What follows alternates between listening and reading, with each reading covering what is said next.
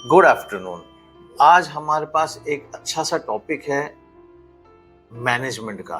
Salon business management तो हम बात करते ही हैं हर बार। तो सैलून बिजनेस मैनेजमेंट क्या है? सैलून बिजनेस मैनेजमेंट के पूरे सैलून के बिजनेस को मैनेज करना। तो एक वर्ड मैनेजमेंट है, लेकिन इस मैनेजमेंट के अंदर और बहुत सारे मैनेजमेंट्स होते हैं। सिर्फ सैलून बिजनेस को नहीं लेते हुए एक थोड़ी देर के लिए हम साइड में रखते हैं और हम बात करते हैं बेसिक फंक्शंस ऑफ बिजनेस। तो बेसिक कोई भी बिजनेस के जो बेसिक फंक्शंस होते हैं वो होते हैं 3 फंक्शन, बेसिक फंक्शन। उसके बगैर बिजनेस कोई नहीं चल सकता, कोई बिजनेस। तो फर्स्ट वाला है फिनेंस एंड अकाउंटिंग, पैसा और उसका हिसाब रखना। यह है फर्स्ट फंक्शन, बहुत इंपॉर्टेंट। पैसा नहीं है तो बिजनेस नहीं होगा, लेकिन पैसा है तो उसका हिसाब भी रखना बहुत जरूरी है। कितना खर्च करना है, कितना खर्च कर दिया है और कितना आगे बजट है, थिंग्स लाइक दैट। दूसरा हमारा फंक्शन है ऑपरेशंस। ऑपरेशंस यानी सब चीज को, जितना भी हमारा काम है उस चीज को डिवाइड करके उसको हम बोलते हैं ऑपरेशन मैनेजमेंट। ये ऑपरेशन मैनेजमेंट हर जगह हर बिजनेस में होता है। तीसरा होता है मार्केटिंग। अगर हम मार्केटिंग नहीं करेंगे तो हमारी बिजनेस नहीं चलेगा। अब तो पहले तो कन्वेंशनल मार्केटिंग करते थे, अब तो आ गया social media marketing. So but it is still called a marketing. तो ये 3 बेसिक फंक्शंस हैं बिजनेस के जो हम अभी बात करेंगे।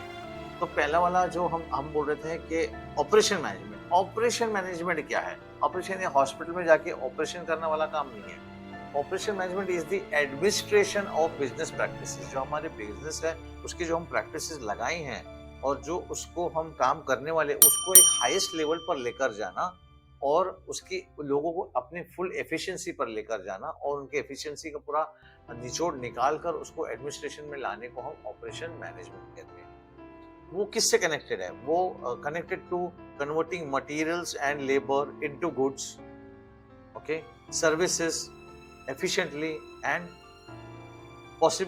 efficiently as possible to maximize the profit for a long term for an organization। यानी हर ऑर्गेनाइजेशन को हमारे जो मटेरियल्स और लेबर है, जैसे हमारे एक सैलून में एक लेडी है जो सिर्फ मैनिक्योर पेडिक्योर करती है, तो हम उसको एक लेबर भी समझ सकते हैं, लेकिन हम लेबर समझते नहीं, हमारी स्टाफ है। But it is a laborious job, यानी हाथ से करना ही पड़ता है। मैनिक्योर पेडिक्योर मशीन नहीं करती है। सो हम वो लेबर हाथ से करते हैं। कुछ चीजें मशीन से करती है, जैसे कि हाइड्रा फेशियल है, लेकिन उसको यूज करता है आदमी है, इंसान है, लेकिन वो मशीन करता है। तो इन चीजों को, सारी चीजों को कन्वर्ट करना, हमारे प्रोडक्ट्स को उसके ऊपर यूज करना, इतने अच्छे से करना ताकि हम उससे मैक्सिमम प्रॉफिट कमा सकें। ऑपरेशन मैनेजमेंट ज्यादा करके कहाँ से लिंक होती है? मैनेजमेंट लिंक करती है हम स्ट्रैटेजी टू एक्शन। हमारी स्ट्रैटेजी क्या है और हम आगे क्या करने वाले हैं।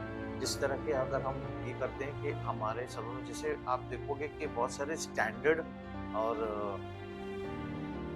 चेन ऑफ सैलून्स क्या करते हैं, वो अपने एक ऑपरेशन को सेट करते हैं, एक स्टैंडर्ड ऑपरेटिंग प्रोसीजर्स बनाते हैं, जिसको हम एसओपी बोलते हैं शॉर्ट में, स्टैंडर्ड ऑपरेटिंग प्रोसीजर। ये आया तो क्या करना होगा, ये आया तो क्या होगा, नया सेटअप है तो क्या करना पड़ेगा, नया सेटअप लगाना है, नया एरिया में एंटर करना है, नया सैलून डालना है तो क्या क्या करना पड़ेगा। This all in the operations में। जगह ढूंढना, साइज देखना, आर्किटेक्ट को काम पे लगाना, डिजाइनर को काम पे लगाना, जो अंदर इंटीरियर डिजाइन कर रहा है उसको काम पे लगाना, एचआर जो है अपने स्टाफ को हायर करना उनके जगह पे। सो this is all together efficiently काम करके ये ऑपरेशन में कन्वर्ट होता है। तो ये सारी एक स्ट्रैटेजी थी जिसको हम बहुत सारा अच्छा कोऑर्डिनेशन की जरूरत पड़ती है अक्रॉस ऑल फंक्शंस। जो एक बड़ा मैनेजर होता है जो इंचार्ज है कि चलो आपको ये दिया है, एग्जाम्पल पुणे दिया है, पुणे में हमने आपको देखे, पुणे में आपको अगले आने वाले साल में 5 सैलून ओपन करने हैं। अब वो इंचार्ज हो गया, अब उसको क्या करना है, जगह ढूंढने से लेके तो स्टार्ट तक, रिबन कटिंग तक, उसको सारा काम उसी का है। तो अब वो क्या करते हैं, सारे जितने भी फंक्शंस हैं सारे डिपार्टमेंट्स को काम पे लगा देते हैं। अब वो कितनी एफिशिएंटली करता है, उसके पास एक डेडलाइन है, वो डेडलाइन के अंदर उसको फिनिश करना है। So this is all about operation. और अगर ये तो बड़ा हुआ, लेकिन अगर हम उसको छोटा करना है तो ये चीजों को हम अपने छोटे सैलून में भी कर सकते हैं। ये जो एपिसोड्स मैं वीडियो पे डालता हूँ, it is only for education. आप अगर एग्जैक्टली इसके ऊपर काम करना चाहते हो या इसको सीखना चाहते हो तो आप मुझे मैसेज कर सकते हो, कमेंट्स डाल सकते हो और मेरी क्लासेस रेगुलरली होती है। मेरी वेबसाइट इस पे भी है, यूट्यूब के ऊपर है, लेकिन फिर भी मैं बोल देता हूँ www.thesalonmanagement.com। इसके ऊपर मैं ऑनलाइन क्लासेस भी मेरे चलते हैं। एवरी मंथ मैं एक बैच लेता हूँ 99 रुपीज़ की, दिस इज़ वेरी इकोनॉमिकल और आप इसको बहुत सारे टॉपिक्स के ऊपर और मैंने 3 महीने का टॉपिक ऑलरेडी डाला होता है, आप वहाँ पे चेक कर सकते हो, वहाँ पे बुक भी कर सकते हो और आप उसको आपको लिंक डायरेक्टली सेंड किया जाएगा और it's nice, you can learn, there are lot of other things available मेरे वेबसाइट पे, तो आप जाके चेक कीजिए and get yourself educated. Thank you. अब हम आते हैं इसके ऊपर कि ये operation management why is it important. Important क्यों है? ऑपरेशन फंक्शन जो फॉर्म होता है ना, वो थिंकिंग एंड यानी स्ट्रैटेजी, लोग बैठ के सोचते हैं कि अभी कैसे करेंगे। 5 लोकेशन पे तो मुझे खोलना है, तो 5 लोकेशन पे कहाँ रहोगे, मीटिंग कस्टमर एंड्स, बिजनेस का कैसा होगा, कौन से एरिया में बिजनेस ज्यादा है, so this is called the operation function. तो ये इसलिए इंपॉर्टेंट है। We will provide all incoming clients, जैसे एग्जांपल ये हमने स्ट्रैटेजी थिंकिंग है। अच्छा, अब हमने क्या किया है कि यहाँ पर हमने खोल दिया है एक सैलून।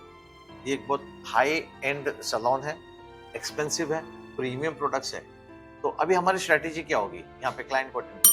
तो हमारा एक स्ट्रैटेजी ये होगा कि जितने भी आने वाले क्लाइंट्स हैं, जैसे क्लाइंट आएंगे सर्विस पे बैठेंगे, हम उनको एक हॉट टॉवल देंगे, हॉट टॉवल देंगे फ्रेशन अप होने के लिए। ये मैंने एक्सपीरियंस किया। क्या कहाँ पर एक्सपीरियंस किया? जब मैं दुबई से इंडिया आ रहा था तो मैं कैथे पैसिफिक फ्लाइट में था। कैथे पैसिफिक फ्लाइट में सब लोग फ्लाइट में बैठने के साथ ही एयर होस्टेस आई, सबको गरम गरम एक एक हॉट टॉवल क्लिपर से पकड़ के एक एक गरम गरम हॉट टॉवल थे। ये नहीं कि हाथ जल जावे, इट्स हॉट स्टीमिंग, लेकिन हाथ उसको खोल के तुरंत हमने फेस पे लगाया। बिकॉज 1 घंटा वहाँ पे हमने खड़े रहे, 2 घंटा 3 घंटा पहले हमने चेक इन किया, फिर हमने इमिग्रेशन किया, सब करने के बाद में बोर्डिंग करके हमने आके बैठे 2-3 घंटे से हम थक गए, तो हमको एक हॉट टॉवल दिया गया, हम फ्रेशन हो गए। सो this is a strategist thinking. ये चीज हम हमारे सैलून में। अब हम बात करेंगे roles of operation management. Roles क्या है? Planning the outlet design, sourcing the required resource, यानी कि एक आउटलेट खोलना है, उस मैनेजर के पास 5 सैलून खोलना है, तो एक सैलून का प्लानिंग आउटलेट डिजाइन, उसका पूरा डिजाइन, वो कौन से जो कंपनी के होंगे आर्किटेक्ट, उनके साथ में बैठना है, लोकेशन पे देखना है, डिजाइन करना है। रिक्वायर्ड सोर्सेज, इसके ऊपर कौन कौन काम करेगा, लकड़ी का काम कौन करेगा, लाइट का काम कौन करेगा, सारा चीज डिस्ट्रीब्यूट करना। फिर उनके ऊपर स्टाफ हायर करना, प्लानिंग ह्यूमन रिसोर्सेज। फिर फाइनलाइजिंग वेंडर, हमारे पास मटेरियल कौन सप्लाई करेगा, हेड ऑफिस से आएगा, लोकल कहाँ से आएगा, कहाँ से आएगा, कितना देगा, कौन कौन देंगे, कौन से प्रोडक्ट रखेंगे, कौन से नया प्रोडक्ट हम ऐड करेंगे। Storage and distribution of material stock, हमारा इस लोकेशन में स्टोरेज कहाँ होगा, उसका सिस्टम क्या होगा। फिर स्टाफ हायर कर देंगे, उनकी ट्रेनिंग कैसी होगी। फिर फाइनेंस और अकाउंटिंग का सिस्टम क्या होगा, ऑनलाइन होगा, कंप्यूटर होगा, सॉफ्टवेयर होगा, कैसे होंगे, तो वो लड़की कौन होगी, उसका इंचार्ज कौन होगा, कौन अकाउंटिंग करेगा, things like that. Marketing and sales department कैसे होगा, वो कौन हैंडल करेगा, कहाँ से हैंडल करेंगे, लोकल करेंगे, हेड ऑफिस करेंगे, रीजन करेंगे, थिंग्स लाइक दैट। फिर डिफाइनिंग पॉलिसीज एंड एसओपीज, जिसको हमने पहले भी बात की थी कि स्टैंडर्ड ऑपरेटिंग प्रोसीजर्स होते हैं, तो उसकी इस आउटलेट की पॉलिसीज क्या होंगी, कौन सी पॉलिसी पे हम काम करेंगे कि हम नेगोशिएट नहीं करेंगे, हम प्राइस कम नहीं करेंगे, अगर हमारा क्लाइंट कंप्लेन करा तो हम क्या क्या करेंगे, थिंग्स लाइक दैट। तो ये सारी चीजें इसके ऊपर डिसाइड होती है और हम अगला टॉपिक फिर बात करेंगे आगे।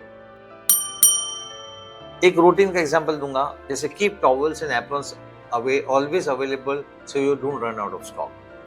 जैसे क्लीनिंग का एग्जांपल है, pantry, T, mugs, pantry area हमेशा साफ होना चाहिए, नीट एंड क्लीन होना चाहिए, क्लीन इमीडिएटली होना चाहिए। क्लाइंट गया तुरंत बाल साफ होना जानी चाहिए हेयर कट के बाद में, या उसका कलर बॉल्स ये वो बेसिन पे नहीं होना चाहिए, नीट एंड क्लीन होना चाहिए, everything should be neat and clean. अब वर्क एरिया है, वर्क एरिया में जो क्लीनिंग है, बॉल्स, कलर बॉल्स, बॉटल्स तुरंत हटने चाहिए, ऐसे एक के ऊपर एक लगा के रखने नहीं चाहिए। पानी पी लिया वहीं रखा है ग्लास, वो नहीं होना चाहिए। हमारे वर्क स्टेशन डर्ट से नहीं होना चाहिए, बाल, कलर्स, मजेस जो वहाँ पे रह जाते हैं, दाग लग जाते हैं, वो नहीं होना चाहिए। हमारा फ्लोर साफ होना चाहिए इमीडिएटली, नहीं तो क्या है बाल जमा होते रहते हैं, फैन चल जाता है या एसी चलता है, वो फिर इधर उधर घुस जाते हैं, वो नहीं होना चाहिए, वो क्लीन होना चाहिए। ब्रशेस टूल्स हमारे हमेशा क्लीन होने चाहिए, डिसइंफेक्टेड होने चाहिए। और अगर कोशिश करो तो क्लाइंट के सामने डिसइंफेक्टेड वाला निकालो कि हमने डिसइंफेक्टेड वाला एकदम क्लीन निकाला है हमने आपको यूज़ करने के लिए। It makes a lot of difference. और वो चीज़ जो यहाँ से निकाली वो अपनी जगह पे होनी चाहिए। ये नहीं कि अगर कलर बार से हमने कलर निकाला, मिक्स किया, वहीं छोड़ दिया, दूसरा आया उसने तीसरा कलर निकाला, मिक्स किया, वहीं छोड़ दिया। नो, जिसने निकाला उसकी रिस्पॉन्सिबिलिटी अपनी जगह पे रखने के लिए, उसी जगह पे जहाँ से निकाला वहीं पे होना चाहिए, प्रॉपर मार्क एरिया में। So keep products of consumption back into original storing places. All collectibles should be kept in respective pigeonhole. जिस कलर से मार्किंग की हो, जैसे 3.5 वहां से निकाला 3.5.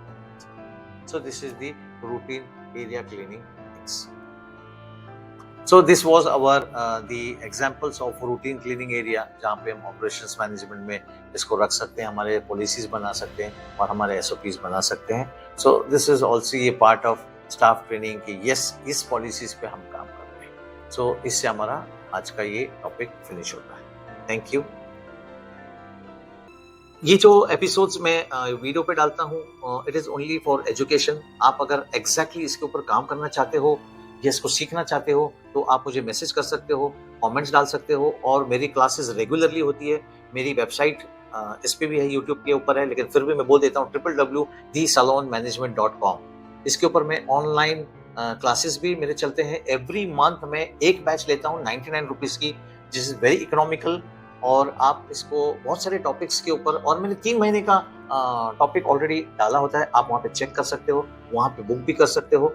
और आप उसको, आपको लिंक डायरेक्टली सेंड किया जाएगा। और it's nice, you can learn, there are lot of other things available मेरे वेबसाइट पे, तो आप जाके चेक कीजिए and get yourself educated. Thank you.